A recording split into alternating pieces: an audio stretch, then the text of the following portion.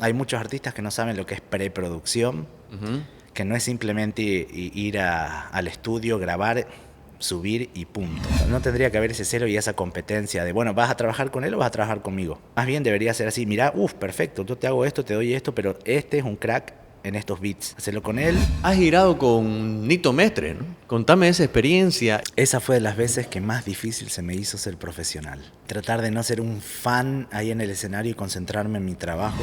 ¿El músico es sexy? Oh yeah. ¿Cómo te digo con eso? Estamos hablando antes que te cases, ¿no? Y las cuerdas tal, y formar un equipo, ¿me entendés? Eso es lo que va a hacer que realmente la gente de acá pueda llegar más lejos. Yo puedo apoyar al 100% algo que esté hecho con pasión y con respeto al arte. Ahí sí apoyemos lo nuestro, pero hagamos que lo nuestro sea digno.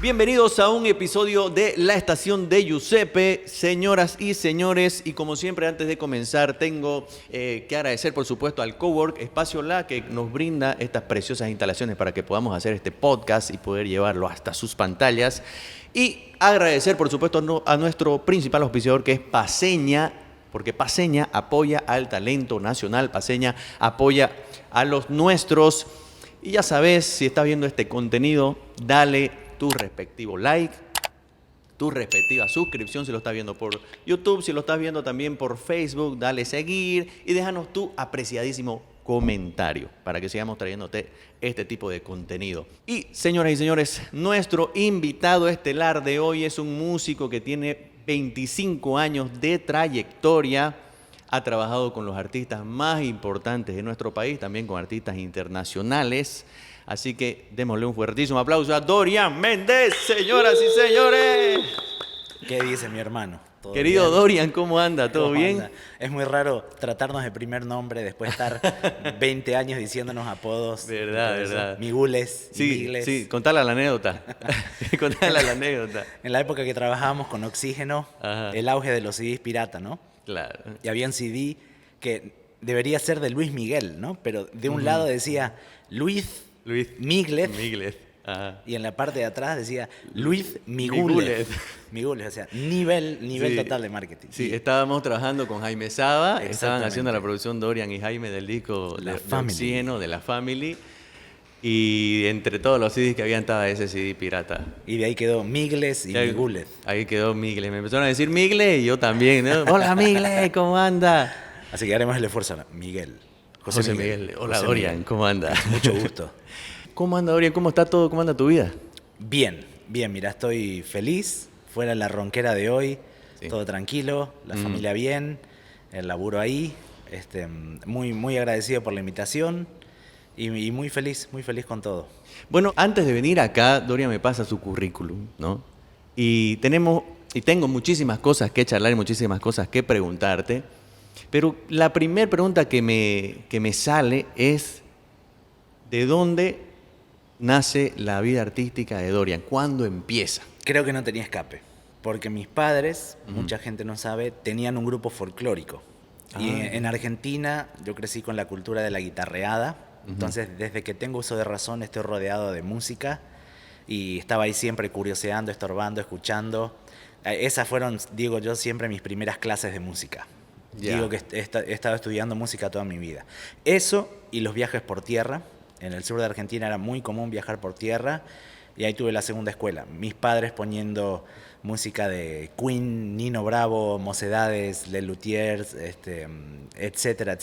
Entonces digo que estudié música toda mi vida y que no tenía escape, que de alguna u otra manera iba a acabar siendo parte de mi vida. Claro, ¿vos naciste músico, se podría decir? Sí.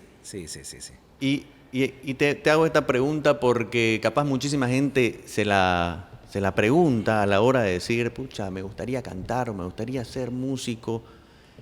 Hay muchos que nacen, pero también se puede hacer un artista, alguien que no haya nacido con ese talento. Mira, ahí estás entrando en territorio profundo, porque cantar cualquiera puede cantar. Bien o mal, dependerá de los gustos, dependerá del tiempo invertido. Y lo de artista creo que hoy en día es muy común ver artistas que les va bien, que no son necesariamente los mejores músicos ni los mejores cantantes. Entonces pienso que hoy más que nunca cualquiera podría triunfar, muy entre comillas, como artista, muy entre comillas. Depende de la definición que cada uno le ponga al asunto. Como artista, en este caso, ¿no? Porque Correcto, claro, correcto. el término que estás diciendo, con justa razón, entre comillas, Ajá. artista es una cosa. Y Claro. músico, o sea, Claro. ya, si me Mira, puedes hacer ahí yo una comparación. Tengo una teoría que siempre comparto con mis alumnos. Yo soy docente hace muchos años, una faceta que me encanta y que quiero seguir haciendo toda mi vida. Y muchas veces hablo de algo que tiene que ver con este tema. Según yo, hay 3 o 4 pilares importantes. Ujú. Voy a hablar de 3 ahora, en los que uno puede estar parado en mayor o menor porcentaje. Por un lado, tenés un instrumentista. ¿Qué es el instrumentista? El instrumentista es la rocola. Es el peladito que está todo el día viendo videos de YouTube y toca la guitarra increíblemente rápido y es una rocola y puede reproducir a la perfección, Ya. pero que probablemente no tiene la parte creativa desarrollada. Vos le pedís que haga algo propio y es como que no. Entonces, el instrumentista. Por otro lado, tenés el músico. El músico no piensa tanto en el instrumento como tal, sino en la música como lenguaje y cómo lo transmitís. Con 2 cucharas, con guitarra, con piano, grabando, lo que sea. Un productor, por ejemplo. Ya. Y por otro lado tenés la tercera columna, que es el artista, Ok. que es el que tiene esa cuestión teatral, dramática, de presencia, que muchas veces puede compensar las carencias musicales e instrumentales. Que vos ves arriba del escenario es un huracán, Ujú. pero después escuchás y decís, no sé por qué me impresionó tanto si no hay mucho del otro lado. Entonces, uno no tiene que estar necesariamente en una sola columna, pero uno tiene que hacer el ejercicio de ponerse la mano al pecho y decir, yo realmente qué soy y qué quiero ser. Y te voy a dar mi caso personal. Ujú. Yo me considero músico, hablando de las 3 columnas. Ok. Porque de instrumentista hace mucho tiempo dejé de lado la idea de ser el bajista más rápido del oeste o el guitarrista. Me defiendo en todos los instrumentos, pero muy hasta ahí nomás para lo que necesito. Y definitivamente no soy artista. Si, por ejemplo, estoy arriba del escenario acompañando a alguien y tengo que hacer, por ejemplo, un show de rock, a mí me sale muy pensado, muy forzado el tema de la teatralidad, ¿no? Tengo que pensar, estoy haciendo rock, voy a poner cara de malo, voy a separar un poco mis piernas, voy a poner el bajo más abajo, pero no es algo que me sale natural, es algo que lo tengo que pensar. Ok. Entonces yo soy muy consciente en qué porcentaje me paro de esas 3 columnas. Y creo que es algo bueno que todo el mundo debería hacerse, digamos, ¿no? Está muy buena ¿Qué esa. soy y qué quiero ser? Está muy buena esa respuesta, ya saben. ¿En cuáles están? Hablando de Dorian Méndez y el tema discográfico en sí, o sea, de las participaciones que has tenido, pucha, son muchísimas, muchísimas. Has estado como director de la Orquesta de la Ciudad y la Camerata del Oriente, Así es. haciendo jazz con Tres de Paso, has hecho folclore con Chila Hatun, María Juana, Tingo Vincenti, cumbia con Oxígeno, Claro. reggae con Matamba, rock con Glenn Vargas, y nombro a los artistas para que la gente se ubique, ¿no? Exactamente el tema de género, rap con AA, con El Parche, con Giuseppe, Así es. y bueno, etcétera, etcétera, etcétera. Esto está muy relacionado con lo que hablamos al principio de que nací con la música, entonces crecí empapado de todo, ¿no? En la onda noventera de la cumbia argentina, sombras y toda esa cosa, me encantó, tuve mi época así de pasión de sábados, Ya. tuve la oportunidad de empaparme de todo eso. Pero cuando me puse serio con la cuestión de ser productor, Ujú. me vi en la obligación de estudiar, de empaparme de todo lo que pensaba hacer. Pero a la vez mi actitud fue bastante atrevida. Te voy a decir una anécdota que no mucha gente sabe. La primera vez, voy a tratar de no dar nombres para evitar susceptibilidades, pero las primeras veces que me contrataron para hacer arreglos de cuerdas acá, Ok. hace muchos, muchos años, yo no tenía idea. Yo Ya. dije, claro que sí, claro que sí. ¿Y haces arreglos para cuartetos? Sí, sí, sí, sí. Y no tenía idea. O sea, sabía cómo tenía que sonar, sabía cómo no tenía que sonar, pero la mecánica para llevarlo a cabo no la tenía clara. Sin Ya. embargo, dije que sí y le metí. Y eso lo he ido repitiendo muchas veces durante mi carrera. ¿Y vos has hecho cumbia villera? Claro, claro que he hecho cumbia villera. En mi cabeza, en mi cuarto, en mi auto, sí, pero le metemos, le metemos.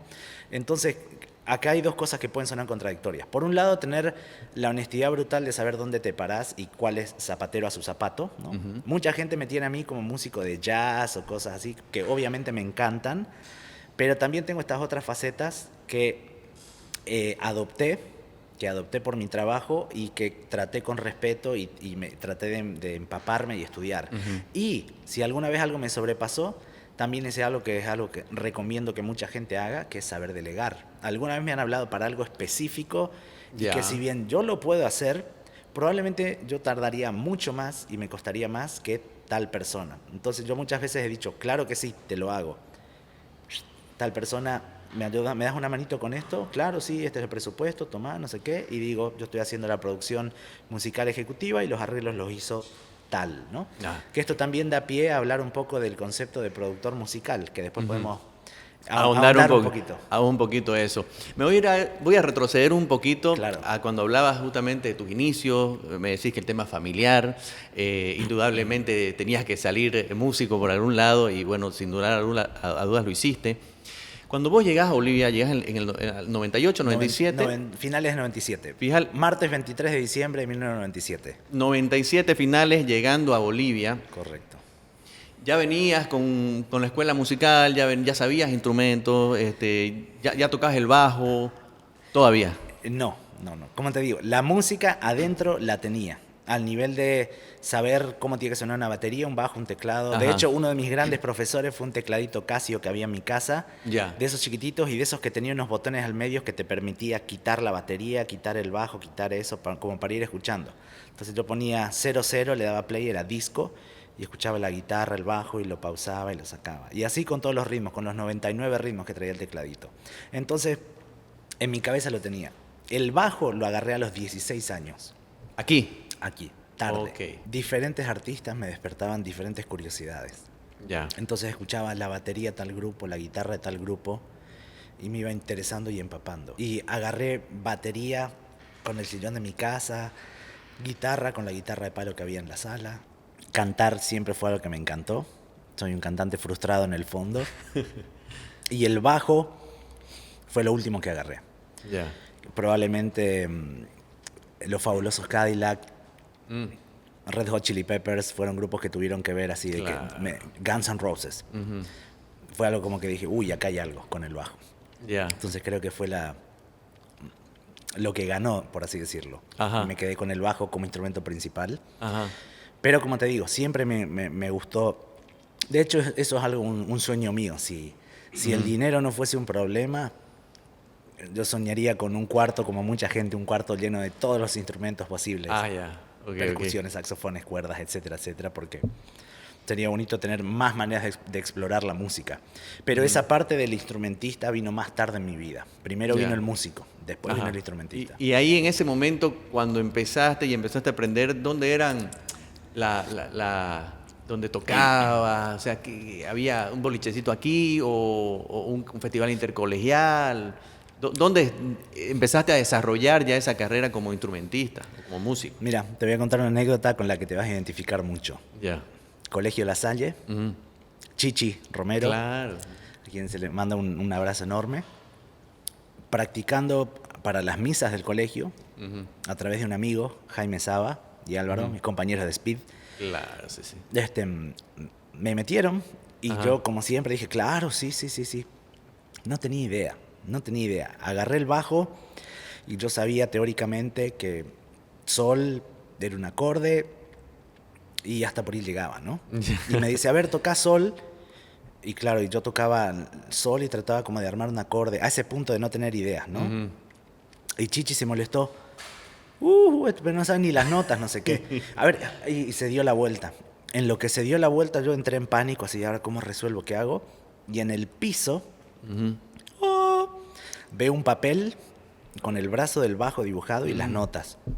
Así que ahí medio mirando así de lado, sol, do, las notas así. A ver, no, ¿las notas las sabés? Claro, le digo, do, re, mi, fa, sol. ¿Y por qué no tocaste eso? No. Y esa fe. Entonces, una vez más vuelvo a lo mismo. Mi primera tocada la hice sin tener idea, no sabía ni las notas. Sabía cómo debía sonar, pero no tenía cómo resolverlo técnicamente. Entonces, ahí empecé, tocando en la iglesia del colegio. Ahí te dio curiosidad, sé que estábamos mucho más en pañales a nivel de industria musical en esa época. Pero en algún sentido sí te llamó la atención el hecho de hacer una banda, qué sé yo, grabar algo, tenías a tu grupo, tenías a tus compañeros. Y fue la curiosidad de poder explorar los elementos de la música con otros seres humanos. Porque yo sabes que tenía en casa estas radios Sony que tienen dos caseteras, una reproductora y otra grababa. Y ahí me las ingeniaba en aquella época. Grababa una batería con el teclado en un cassette, la pasaba al otro cassette y después encima de uno grababa un bajo y lo juntaba con la batería. Iba rotando los cassettes y haciendo mi multipista. Y así alucinando con los resultados de wow, capas y cómo va sumando uno así. Entonces el hecho de poder compartir con otros seres humanos, con amigos, fue como que dijo, wow, esto está genial. O sea, la manera en la que podemos tocar y estas dos cosas suenan y suena a música. Entonces sí me encantó, me interesó y me apuró a querer formar de alguna manera alguna banda o algo. Y lo primero fue Speed, con compañeros de colegio. Y fue algo muy rápido, porque de cero, en muy poco tiempo estábamos en los intercolegiales, ganando los intercolegiales, y así vinieron los primeros trabajos profesionales. Entonces, a mí la primera vez que me pagaron por algo así fue en el 98. Y no tenía mucha idea, la verdad. Era más atrevido y intrépido, ingenioso, y lo resolvía, ¿no? Pero llegó a situaciones curiosas, que después íbamos a los intercolegiales y la gente del jurado eran colegas con los que habíamos trabajado, entonces nos odiaban en los intercolegiales, porque lo primero que hacíamos era llegar a saludar ahí al jurado, saludar ahí a Fabio Zambrana, a Chikatilo, a Glenn, a toda esta gente ahí. Entonces es como que estuvimos muy rápido y muy tempranos metidos en todo eso, y era aprender o quedarte atrás. Porque mi filosofía era decir sí a todo. ¿Y haces esto? Sí. ¿Y sabes tocar esto? Sí. ¿Y esto? Sí. Pero le debo mucho a esos inicios en la iglesia, que me despertó la curiosidad de cómo ensamblan las partes, ¿no? Y de ahí fue un largo camino hasta ahora. Después te vas primero a Argentina, Estados Unidos, y a estudiar, a profesionalizarte. Primero a Estados Unidos. Primero me fui a Estados Unidos y yo tenía bien claro que no iba a poder completar todo lo que quería. Me lancé a un campamento de producción de verano, que ahí me empapé de un montón de cosas de música, de gente y todo eso. Apliqué a una universidad, gané media beca con bajo. Eso me ayudó muchísimo, poder ir ahí. Y en la universidad, esto fue en Atlanta, en Georgia, ahí yo sabía que no iba a acabar. De alguna manera lo sabía, entonces lo que traté es de empaparme de todo lo que pude.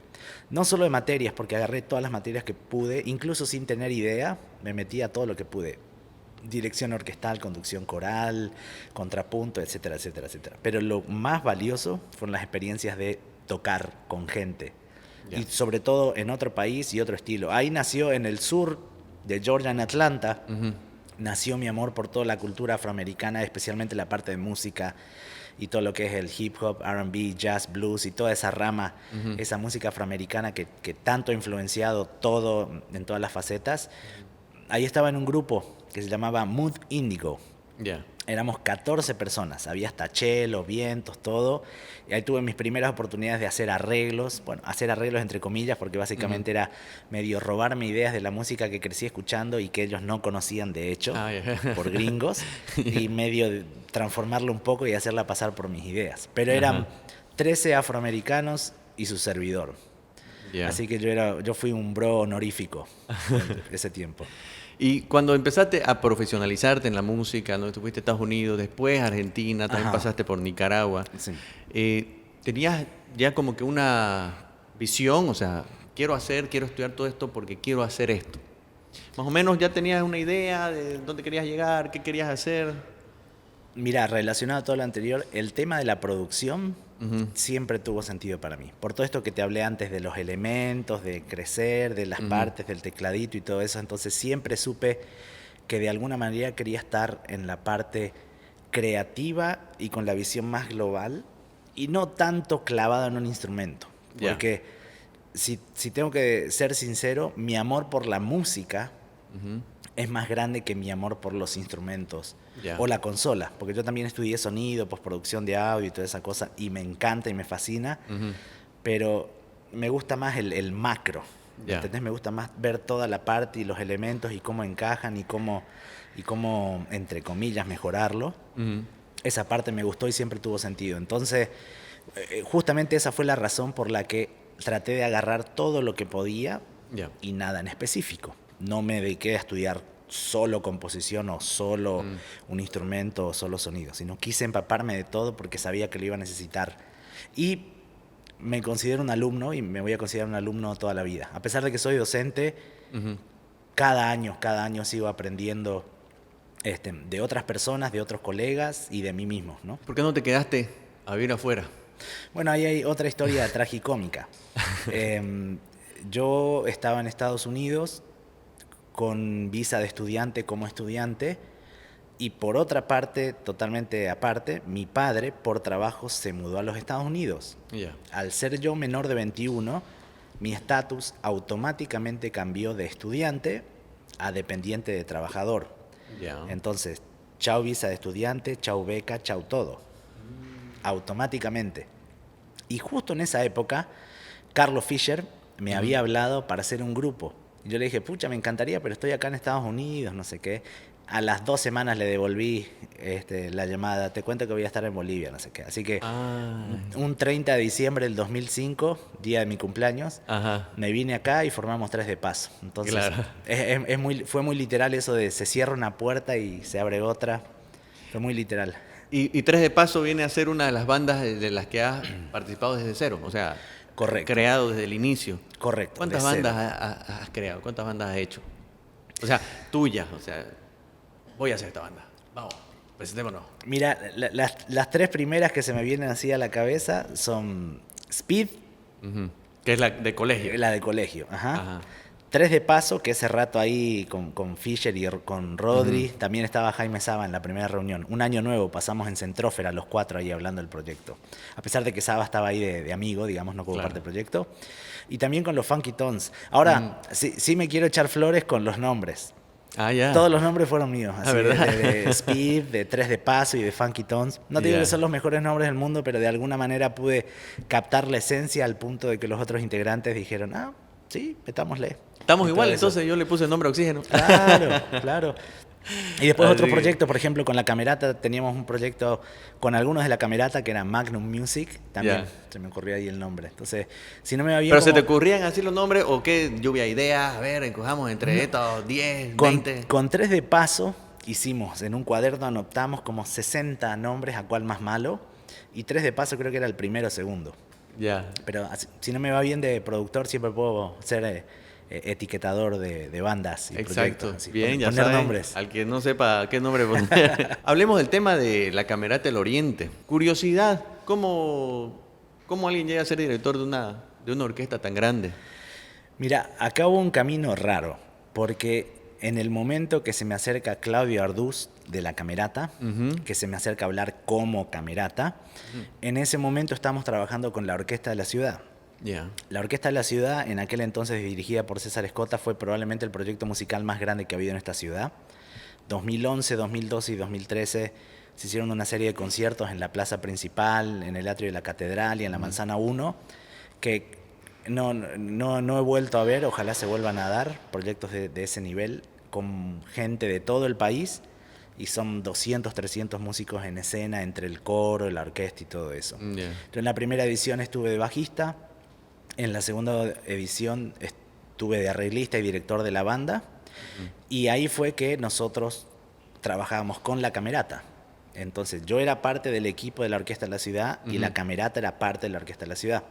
Entonces de ahí se me acercaron a hablar para invitarme a la Camerata y me pareció una evolución natural.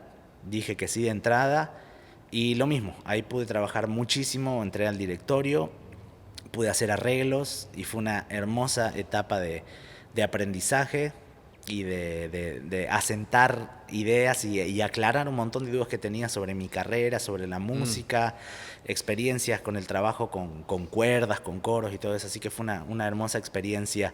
Pero el punto clave acá fue que ellos, la Camerata, ya me conocían por la Orquesta de la Ciudad. Claro. Entonces fue más fácil, entre comillas, la escalada, digamos, ¿no? Ajá.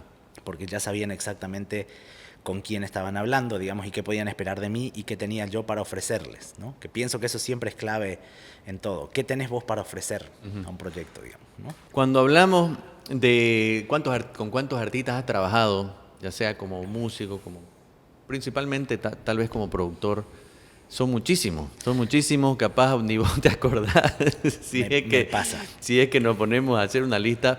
Pero a ver, vamos a comenzar sobre algunos y nos contás tu experiencia con estos artistas. Con Tingo Vincente, ¿qué hiciste? ¿Cómo lo hiciste? ¿Cómo se dio? Mirá, a Tingo la primera vez que lo escuché fue trabajando en la feria, cuando había llegado hace poco tiempo acá a Bolivia y sonó Tierra como mi tierra. Y yo dije, wow, ¿quién canta esto? ¿No? Y años más tarde tuve la oportunidad de estar trabajando con él en algunos proyectos que había a nivel folclórico local y nacional. De ahí tuvimos la oportunidad de trabajar en la Orquesta de la Ciudad. Entablamos una linda amistad con su familia. Tingo es alguien que aprecio muchísimo y respeto muchísimo, no solo como persona, sino como artista, o sea, en ambos niveles, ¿no?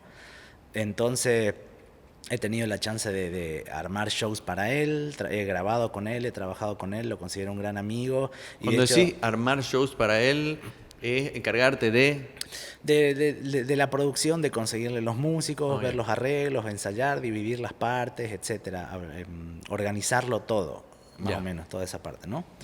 Y yo soy uno de los que sufrió mucho cuando se retiró en su momento. Ya. Después medio volvió, pero nunca volvió tan oficialmente. Y yo soy la primera persona en molestarlo y decirle, Tingo, grabemos un disco más, hace un disco más, hace algo más. Glenn Vargas. ¿Qué has hecho con Glenn Vargas y cómo se dio? Mira, con Glenn es otra persona que respeto muchísimo.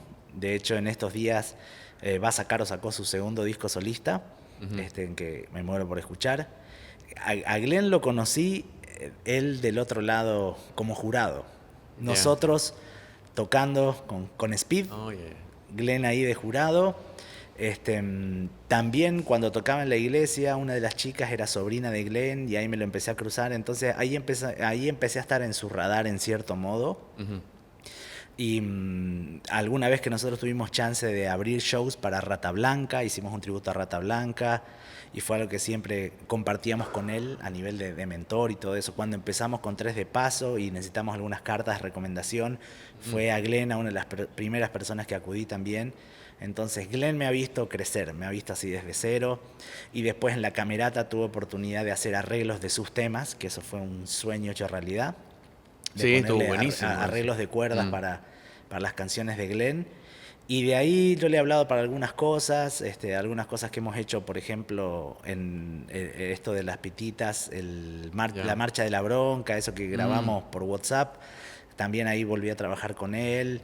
Y bueno, él sabe que yo siempre estoy ahí abierto porque lo quiero y lo respeto muchísimo. Entonces ha sido un honor trabajar con él y trabajaría con él 1000 veces más. Carlos Fischer. Carlos hizo un proyecto solista, excelente proyecto, y nosotros fuimos los que obviamente estábamos ahí.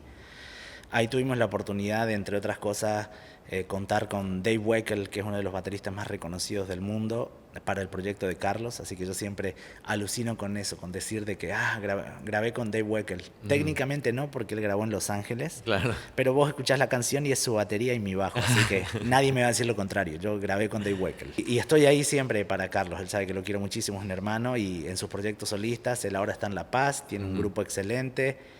Y es un crack, Pero siempre estamos ahí. Siempre hay algo, sí. En contacto. Matamba. A Matamba también lo conozco hace muchísimo. Crecí viéndolo en festivales cristianos. Lo he visto así en todas sus etapas. Hay un cariño muy grande. Él nos quería muchísimo a Tres de Paso. Siempre nos cruzábamos en escenarios, en viajes y todo. Y probablemente las primeras veces que trabajé con él habrá sido hace más de unos 10, 12 años, que tuvimos chance de cruzarnos. Después trabajamos muy a fondo para el programa Tregua de Claves. Ahí sí pude hacer arreglos para él. Y de ahí hemos trabajado otras veces. Hace poco hemos grabado algo que espero que salga a la luz pronto, que le va a volar la cabeza a mucha gente. Te voy a tirar 5 nombres. Esto lo han visto en redes sociales. Alguna gente que me sigue lo ha visto en redes sociales. Pero es un tema con Matamba, el Boni, Chila Hatton, María Juana y Octavia. Mamá. Que ojalá pronto salga a la luz eso y ahí van a escuchar, ahí van a verlo. Un sueño hecho realidad para mí. Y ahí Matamba está ahí en full modo Matamba, full Claro. Fire Lion. Fire Lion. Kevin Morató. Uf. Gran amigo, mi querido Salchi Kevin. Con él en la iglesia. En la iglesia, para los retiros, a mí me encantaba así buscar músicos y hacer juntes y todo eso. Y tenía algunos amigos músicos y a Kevin lo conocía por otro colega productor. Y me animé a hablarle y cantamos y de ahí nació una lindísima amistad y hasta el día de hoy es alguien que no es solo un gran amigo, sino que trabajo muy seguido con él y hemos hecho un montón de cosas, un montón de grabaciones para nosotros, para otra gente, arreglos, coros, lo que sea. Es un crack, Kevin. Te iba a preguntar por Bonnie Loy, por María Juana y por Chila Hatton, pero ya me lo dijiste. El proyecto ese, Sí. bueno, en realidad yo creo que todo el mundo va a esperar eso. Te tiro otra interesante que lamentablemente no mucha gente va a tener chance de escucharlo porque es un proyecto que hice para Show de Mier. Oh. Cuando trabajé con Show de Mier, yo tenía la bendición de trabajar con Chaplin Show y Show de Mier. A ambos elencos les tengo un cariño enorme y un respeto enorme y estoy ahí para ellos siempre. Y ahí tuvimos oportunidad de hacer varias dañineras. Y una de ellas fue juntar al Boni y a Matamba en un número musical paródico, ahí cantando Alejandra Guzmán y en unas versiones autorreferenciales y autoparodiadas que demuestran lo tipazos que son los dos, que estaban haciendo versiones exageradas de ellos mismos. Así que una belleza eso. Oxígeno. Qué experiencia Oxígeno. ¿Qué experiencia tuvo con Oxígeno? Mira, el grupo Oxígeno, yo tuve la suerte de verlo desde el principio, por el colegio, y vi lo duro que trabajaron y cómo la remaron, y lo que es la definición de pagar derecho de piso, y tocar por cerveza, y que te catarreen y te tiren cosas en fiestas donde ni te miran. Claro. Y de eso a tener 2 temas en HTV. Claro. Creo que ningún grupo en la historia boliviana ha tenido 2 temas en HTV. Y nada, fue hermoso, fue hermoso. Yo creo que los agarré en la mejor época, un prime, adelantados a su tiempo, cuando hicimos la Family. No, y viajaste harto con nosotros, ¿no? Viajaste a los premios de Cochabamba. Claro, hemos estado en Cochabamba, en Tarija, en a dar Beni, giras así en La Paz, por un montón de lados, ¿no? Correcto. Tuve ¿Te acordás cuando... No sé si llegaste ahí con nosotros a Sonilum cuando íbamos a cantar con Rakim y Ken White? Claro. Estabas claro pues que ahí. Sí, obvio. Y sí, ¿te acordás? No sé si querés contarla un poquito de el arreglo, lo que íbamos a hacer. Claro. O sea, cuando salió la invitación de tocar con Rakim y Ken White. Sí, pero no estamos hablando de que íbamos a telonear a Rakim y Ken White. Cantar, íbamos a cantar con ellos. Cantar con un fit correcto. No, perdón, pues no era es Rakim y Ken White. No, era Chino y Nacho con Rakim y Ken White. Ustedes estaban haciendo las partes de Rakim y Ken White. Era concierto de Chino y Nacho. Correcto, en Sonilum. Y nosotros íbamos a hacer la parte de Rakim y Ken White. Sí. Claro. De hecho, hace poco estaba viendo los videos de los ensayos. Hicimos un arreglo, armonías de voces, coreografía, todo. Fuimos a la prueba de sonido, la estaban rompiendo. De hecho, la gente de Chino y Nacho quedó impresionada con el trabajo que se iba a hacer. Y lastimosamente. Y después, lastimosamente, nos quedamos con los crespos hechos ahí al costado del escenario. Hubo algún lío con la seguridad el público. Tiraban sillas, se apretaba la gente. Una chica se lastimó y ahí... Pararon el show. Sí, nos quedamos en camerino con Chino y Nacho. Esa fue la realidad. Bueno, ya que estamos hablando justamente de los artistas bolivianos, quiero preguntarte cómo ves esta movida y los talentos emergentes de aquí de nuestro país. ¿Cómo ves la movida de la música en Bolivia? Casi suena un cliché decirlo, pero en esta tierra hay mucho talento. Lo que hay que trabajar es el tema de la disciplina, ¿no? Hay muchos dichos que hablan sobre la relación en porcentajes de talento y disciplina, ¿no? El mundo está lleno de talentosos que no han hecho nada. Acá hay un tema muy profundo que tiene que ver con el respeto al arte. El respeto al arte que el artista tiene que darle y respetar su arte y lo que va a estar haciendo, ¿no? Sea lo que sea. No estoy hablando de estilos musicales, no estoy hablando de nada, sino que te lo tomes tan en serio que puedas hacer algo que valga la pena ser apoyado. Porque, por ejemplo, yo no creo, desde mi punto de vista, en eso de apoyar a ciegas por apoyar. Apoyemos lo boliviano. Dame razones para apoyarte. ¿Me entendés? Sobre todo desde mi faceta de productor, yo pienso que no hago bien alguno, y esto me pasa muchas veces, y a riesgo de quedar en algún caso de mala onda o lo que sea, pero yo prefiero ser honesto. Muchas veces viene gente y me muestra trabajos y me pide opinión y yo doy mi opinión. Y yo pienso que yo puedo apoyar al 100% algo que esté hecho con pasión y con respeto al arte. Ya. No tiene nada que ver con géneros, no tiene nada que ver con formatos, es simplemente una cuestión de tomarlo en serio y darse cuenta de que acá hay algo que se está haciendo con amor, con respeto y con pasión. Ujú. Entonces, ahí sí apoyemos lo nuestro, pero hagamos que lo nuestro sea digno, que lo nuestro sea presentable, que uno pueda sacar pecho, ¿no? Y todos tenemos largo viaje, todos tenemos mucho que aprender. Como te decía, talento acá hay de sobra, pero en todas las facetas hay que aprender. Hay muchos artistas que no saben lo que es preproducción, que no es simplemente ir al estudio, grabar, subir y punto, ¿no? Y no hay que dejarse engañar por el inmediatismo de las redes sociales, de que hoy en día la generación nueva, no sé, tose y tiene 20.000 seguidores, y hay una pseudofama que te puede cegar y te puede dar una sensación de falsa seguridad y de que lograste algo. Y en realidad los logros no deberían ser una bandera de medición. Esto es un viaje. Entonces, los objetivos no tienen que verse como fines, tendrían que verse como postas de un viaje, ¿no? Entonces no hay un techo, no hay un gané, llegué. Entonces, el aprender a delegar, y esto es curioso porque va también no solo del lado del artista, sino del lado de los productores. Vos te pones a pensar en probablemente uno de los mejores productores en la historia, Quincy Jones. Quincy Jones, hacia el final de su carrera, voy a decir algo medio atrevido, pero déjeme explicar. Quincy Jones no hacía nada. ¿En qué sentido? Él tenía la visión, veía, ok, a vos te tiene que escribir canciones esta persona, las va a arreglar esta persona, van a grabar estos músicos en este estudio, él va a hacer la mezcla, él va a hacer el máster y todo eso, ¿no? Pero él técnicamente no, él era el que ponía. Bueno, ese es un trabajo de productor musical y ese concepto de productor musical está desapareciendo de a poco por la tecnología y por... Ahora todos tenemos que ser todólogos de alguna u otra manera.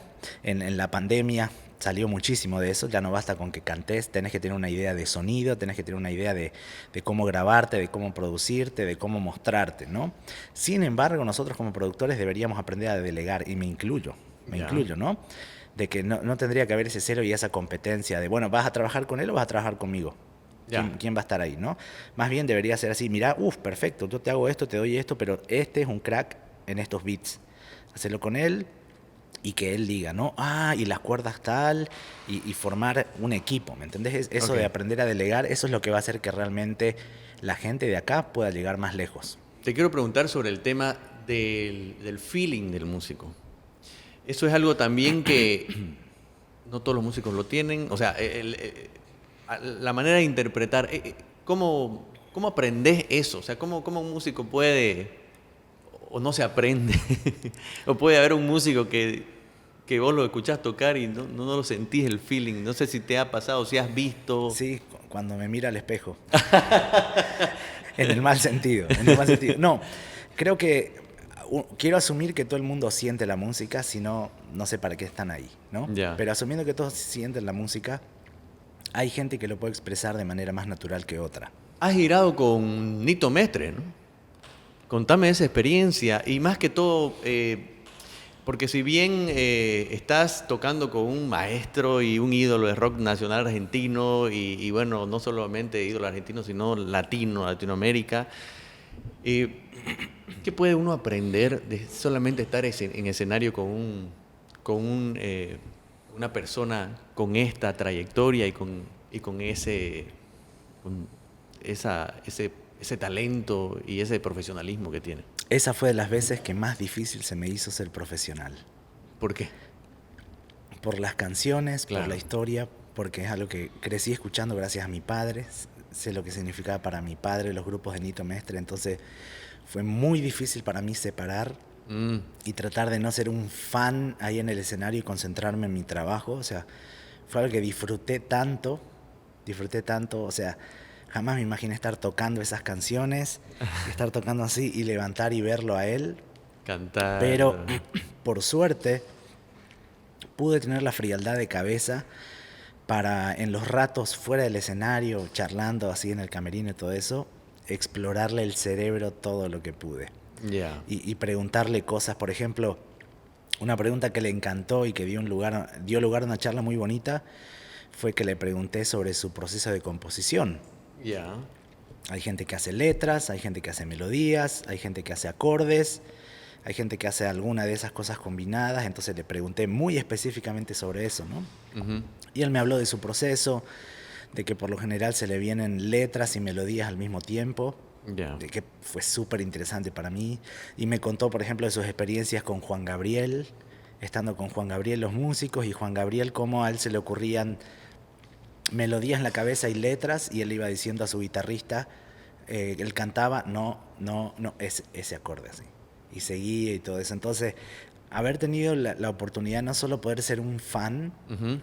sino de poder explorar ahí, escarbarle y Exacto. preguntarle cosas que imposible preguntarle de otra manera, Ujú. porque no vas a preguntar eso en una conferencia de prensa, ni le vas a escribir por Instagram. Entonces creo que gracias a Dios tuve la frialdad de cabeza para poder aprovechar esos momentos, ¿no? Pero fue un sueño hecho realidad. Y llegó el momento paseña con Dorian Méndez, porque vamos a destapar primero, vamos a ver si podemos hacer el sonido para radio así, ¿no? Ah, nada, ¿no quiere? Ahora sí. Ahí está. Ahí le paso, querido Dorian, A ver con eso. su paseñita. Y vamos con la otra. Ah, esta sonó, esta sonó el... ps. Ahí está. Porque así como paseñas somos orgullosos del talento boliviano, porque sabemos que en Bolivia tenemos todo para triunfar, porque talento nos sobra y también las ganas de hacerlo. Así que salud con la paseñita y el momento paseña. Buenísima la paseñita. Qué bárbara. Y con el momento paseña, te quiero preguntar uno de tus logros, ¿no? Llegas a formar parte de la producción de Spirit Love, ¿no? De los 10 veces ganadores de Grammy, Take 6. Contame esa experiencia. Esta experiencia es momento paseña. Eso es, no tengo que decirlo, otro sueño hecho realidad, ¿no? Claro. Take Six fue mi grupo favorito y lo sigue siendo durante muchos, muchos años. Yo era parte del message board y estaba ahí con otros fans nerdeando sobre su música, compartiendo. Ya. Eventualmente llegas a chatear con ellos. Te estoy hablando de más de 20 años, ¿no? Ujú. Y tuve oportunidad de verlos cuando vivía en Estados Unidos. Ya los vi unas 4 veces, me acerqué, los conocí, me saqué fotos. Entonces, en cierto modo, ya estaba en el radar. No te digo que me conocían, ¿no? Pero ya interactuábamos en redes sociales, en Instagram, en Facebook, en los live y todo eso, ¿no? Y durante la pandemia, ellos sacaron un challenge donde uno podía probarse Ya. para justamente ver de hacer versiones de esa canción, de Spread Love, con ellos. Así que yo salté enseguida, les escribí, preguntándoles qué libertades me podía tomar y qué no, cómo funcionaba, no sé qué, si les gustaba la idea, todo eso, y se engancharon, hagámoslo, filmado así con celulares. Ya. Yo hice el beat de la canción, le metí el bajo, edité el video, mandaron el material, mandaron sus voces grabadas, que eso es un sueño hecho realidad, tener las sesiones de las voces ahí, y el video, y lo hicimos y lo subimos. Y es como te digo, es un sueño hecho realidad por lo que significa para mí principalmente, ¿no? Y como experiencia. Y mira, y me lleva a algo que tiene que ver mucho con la manera en la que me manejo y el perfil bajo que viene de la mano de ser productor y que va con mi personalidad también, ¿no? Gracias a Dios, yo no me tengo que vender como artista en el sentido de que dependo mucho de los likes o los views para mis trabajos y todo eso, ¿no? Yo tengo el blindaje del productor, de que las cosas que subo, en pandemia empecé a subir cosas mías, para que básicamente no estén botadas en mi disco duro. Ya. A tenerlas botadas ahí, prefiero tenerlas botadas en Facebook. Y si las ven 20 personas, 100, 200 o 1.000.000, está perfecto, no tengo problema, ni me va a sumar ni restar y todo eso, ¿no? Pero las cosas que he subido, he tenido la oportunidad de que me reaccionen o me comenten gente que realmente me importa, en el sentido de que o son los creadores, o son los arreglistas, o son cosas así. Tuve chance de hacer música para un video de la BBC, Ya. YouTube me bajó, y que yo contacté a la gente de la BBC y les mostré lo que hice y les encantó y me dejaron subirlo. Ya. Lo usaron así. Y he hecho trabajos para Televisa, he hecho trabajos en Europa, pero son cosas que en redes sociales probablemente tienen 35 likes y 200 views, y está perfecto. Está perfecto porque al menos está ahí, ¿me entendés? Y al que le agrade y le importe, están ahí. Pero gracias a Dios no son cosas que tengo que venderlo. Y ese tema de Take Six, como te digo, los tipos tienen 10 Grammys, tienen 22 Dove Awards, tienen cualquier cantidad de premios y todo eso. Pero para mí el hecho de que hayan aceptado hacer eso conmigo y tener ese video ahí, Claro. y metí a mis hijos y mi esposa ahí en el video, eso me doy por pagado por demás, por demás. Salud, por nada más, salud, salud. En el momento, paseña. Ya estamos llegando casi al final de la entrevista, querido Dorian. Y justamente lo que estabas hablando ahorita, ¿no? Que has hecho trabajo para cadenas televisivas, para información de la gente que está pensando estudiar música o que de alguna otra manera también quiere ser productor musical. ¿Cuáles son los distintos trabajos que puede hacer un productor musical o un músico desde tu punto de vista? O sea, ¿cuáles son las oportunidades laborales que tiene como para lanzarles todo ese abanico de oportunidades? Mucha gente se pregunta, ¿se puede vivir de la música? Uh-huh. Ya sea aquí en Santa Cruz, aquí en Bolivia o en general, ¿no? Y hay una diferencia entre sobrevivir de la música, vivir de la música, pero pienso que la clave es, de nuevo, ser realista y aprovechar que en este rubro uno puede hacer de todo. Uh-huh. Yo estoy en docencia, hago tipo asesorías, hago locución, grabo bajo, hago arreglos, armo grupos, pongo nombres a los grupos, jingles, música para cortos, para documentales, para televisión, para otros artistas, etcétera. Son tantas las cosas que uno puede hacer que creo que nadie puede darse el lujo de cerrarse a una sola cosa y decir, no, yo solo toco guitarra rock. Yeah. Por ahí esa es tu pasión y está perfecto, pero si vos tenés que pensar de manera más realista y tenés una familia que mantener o tenés cosas así, tenés que abrir un poco tu mente y ver de qué manera podés asegurarte ingresos. Entonces no podés cerrarte a una sola cosa. Y por suerte en el rubro hay muchísimas cosas para hacer. Uh-huh. Entonces no hay que pensar que solamente ser productor musical es grabar discos y punto. Hay un montón de cosas que uno puede hacer en el rubro, pero lo importante es siempre tener algo que ofrecer que haga que la gente te busque y sobre todo que te recomiende, ¿no? Como por ejemplo grabar podcast y hablar de música. Por ejemplo. Salud por eso. Salud por eso. Mira, y cabalmente ahorita que decías, bueno, la gente dice, ¿no?, que no se puede vivir en la música. También hay otras cosas que la gente dice. ¿El músico es sexy? Oh, yeah. Según Dorian Méndez. Oh, yeah. ¿Cómo te digo con eso? Estamos hablando antes que te cases, ¿no? Bueno, siempre hay... Siempre hay la mala fama. Y la mala fama y las buenas experiencias, ¿no? De la exposición que tiene el músico y de lo que eso ofrece, y todas las historias y fantasías y fetiches que hay detrás de, es músico y todo eso, ¿no? Yeah. En la realidad no siempre es así.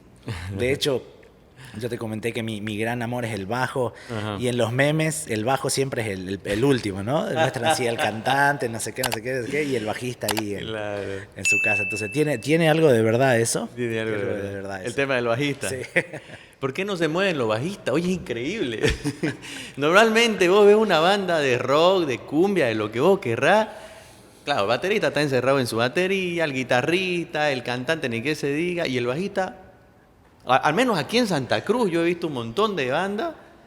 Vos te movés harto, sí. Cuando estás, vos sí, pero normalmente con los colegas bajistas que tenés no es con ellos, ¿no? Suele ser algo más íntimo del bajista, porque nadie lo escucha y todos lo sienten, entonces uno es como que está ahí con la nostalgia esa. Nadie me escucha, pero todos lo sienten. Ya. Sos casado, tenés 3 hijos. Yes. ¿Cómo conquista un productor musical a su esposa? Bueno, en ese sentido, mi esposa va a ser la primera en decirte que yo fui el peor en ese sentido. O sea, uno pensaría, que le vas a cantar, que vas a tocar, que todo esto.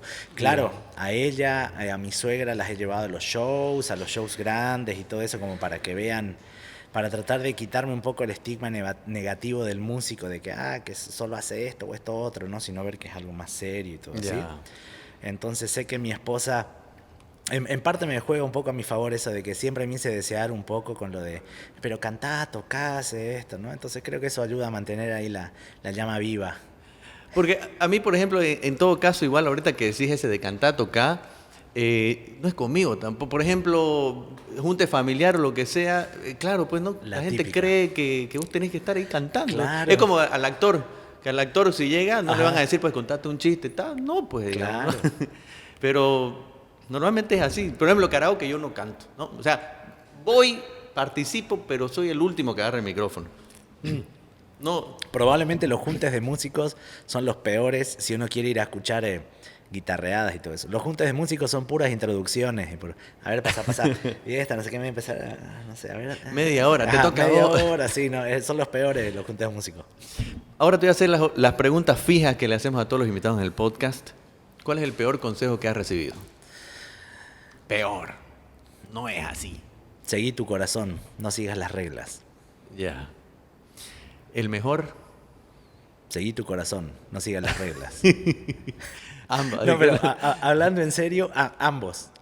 ¿sabes? Depende de dónde lo tomé. Correcto. Porque por ejemplo, si me contratan para hacer un arreglo coral a 4 voces, yo no puedo hacerme el hippie y seguir mi corazón, ¿no? Tengo que basarme en lo que funciona y en lo que el cliente pide y cosas muy específicas, muy objetivas y con poco corazón, ¿no? Ajá. Pero esto tampoco es ciencia nuclear, esto es un arte. La música es un arte, entonces arte sin corazón no existe. Entonces, claro, dependiendo para qué, ambos consejos pueden ser el mejor o el peor. ¿Y cuál es la creencia que al principio de toda esta carrera musical que tenés creías que era así, pero ahora ya no? Quizás uno al principio, y te voy a ser muy honesto, quizás uno al principio lo tiene todo más romantizado, de que vas a poder hacer toda tu vida la música que querés, con la gente que querés, de la manera que querés, pero la realidad es diferente. En la realidad uno tiene que saber transar, tiene que ser muy honesto. Claro, hay gente que lo pinta muy feo, hay gente que lo pone, ¿querés comer o querés ser feliz? Digamos, ¿no? Y no tiene que ser tan extremo, pero sí uno tiene que ser realista de los momentos en los que toca ser objetivo y sacar tus filtros de me gusta, no me gusta, lo disfruto, no pasa por eso. Cuando estás hablando de trabajo y tenés que cumplir, tenés que ser profesional y objetivo. Y quizás uno al principio piensa que va a ser todo más romántico, más disfrutable y más el amor a la música y todo eso. Y no es necesariamente algo malo, pero es real. Es real. Bueno, muchísimas gracias, querido Dorian. Ha sido un tremendo gusto tenerte y un lujo tenerte aquí en la estación de Giuseppe, el podcast. Así que esperemos que se repita. Claro que sí. Te agradezco muchísimo por la invitación. Me encanta. Ahora que has estado con la voz sexy, ¿no? Oh, yeah. Te agradezco muchísimo y para cuando quieras acá estoy. Buenísimo, salud. Salud. Ahí para que se recupere la ronquera. Una paseñita. Paseña. Es cerveza.